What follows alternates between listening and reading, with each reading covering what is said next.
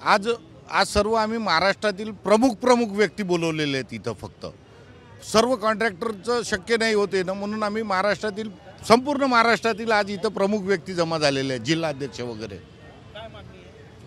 मागच्या 2 ते 3 वर्षापासून फार अल्प निधी येत होता, आता मागच्या 1.5 वर्षात तर निधी येणंच बंद झालेला आहे। आता जवळपास आमचे 47,000 कोटी घेणे आहे पूर्ण महाराष्ट्राचे PWDचे, आणि आज फक्त मागच्या 12 तारखेला 1200 कोटी रुपये त्यांनी रिलीज केले।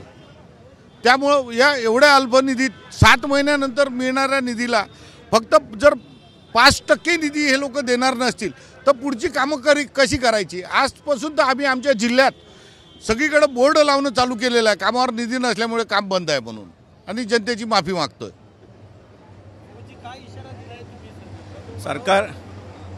सरकारला इशारा असा आहे की जर आमचे पेमेंट जे काही 64,000 कोटी PWDचे थकीत आहेत ते जर मिळाले नाही तर याच्यापेक्षा मोठा मोर्चा आम्ही मुंबईमध्ये काढणार आहे, आणि मुंबईच्या अधिवेशनात त्याची दखल सरकारला घ्यावी लागेल। आज आम्ही इथून मूक मोर्चा आहे, आमच्या रामगिरी निवासस्थानावर मूक मोर्चा आहे। सरकार जरी आम्हाला पोलीस परमिशन दिली नाही तरी जोपर्यंत आम्ही जाऊ शकतो तोपर्यंत आम्ही जाणार आहे, आणि पुन्हा एक निवेदन देणार आहे की बा सरकार आमच्या पेमेंटबद्दल काहीतरी गांभीर्य घेणे पाहिजे।